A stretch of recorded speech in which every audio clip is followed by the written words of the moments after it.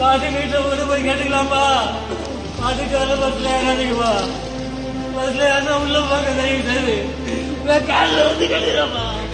கடலூர் மாவட்டம் தேவனாம்பட்டினத்தில் தனியார் பேருந்தில் படிக்கட்டிலிருந்து கீழே விழுந்து உயிரிழந்த மாணவனின் தந்தை படிக்கட்டில் நின்று பயணம் செய்யாதீர்கள் என பிற மாணவர்களை கண்ணீருடன் கேட்டுக் கொண்டார். மஞ்சக்குப்பத்தில் உள்ள அரசு உதவி பெறும் பள்ளியில் போக்குவரத்து காவல்துறை சார்பில் நடைபெற்ற விழிப்புணர்வு கூட்டத்தில் கலந்து கொண்ட கைலாஷின் தந்தை கண்ணதாசன் மாணவர்களிடம் உங்கள் காலில் விழுந்து கேட்கிறேன் என்றபடி கையெடுத்து கும்பிட்டு கதறி அழுத நிலையில் போலீசார் அவரை தேற்றினர்.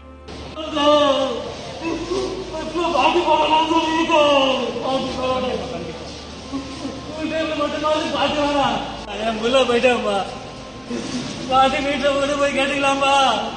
பாட்டுக்கு வர பஸ்ல ஏறாதீங்கப்பா. பஸ்ல ஏன்னா உள்ள பார்க்க தெரியுது. காலில் வந்து கேட்டுக்கிறாப்பா.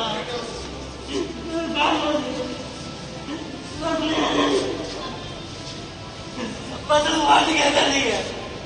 படிக்க நடிக்காதீங்க. எல்லாம் கேட்காதீங்க. நல்லா படிக்க.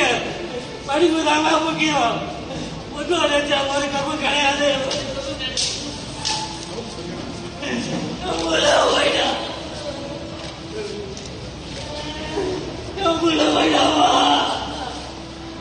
தயவு செய்து பஸ்ல ஒன்றும் நடிக்காதீங்க. படிக்க மட்டும் பாருங்கப்பா. படிப்பு தான் நடிப்பு. அவனு மட்டும்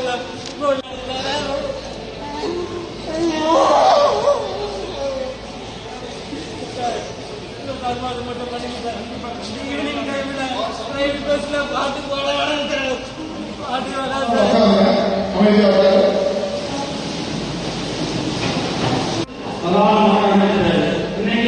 பெற்றோர் என்ன கடலை பார்த்துருக்கீங்க.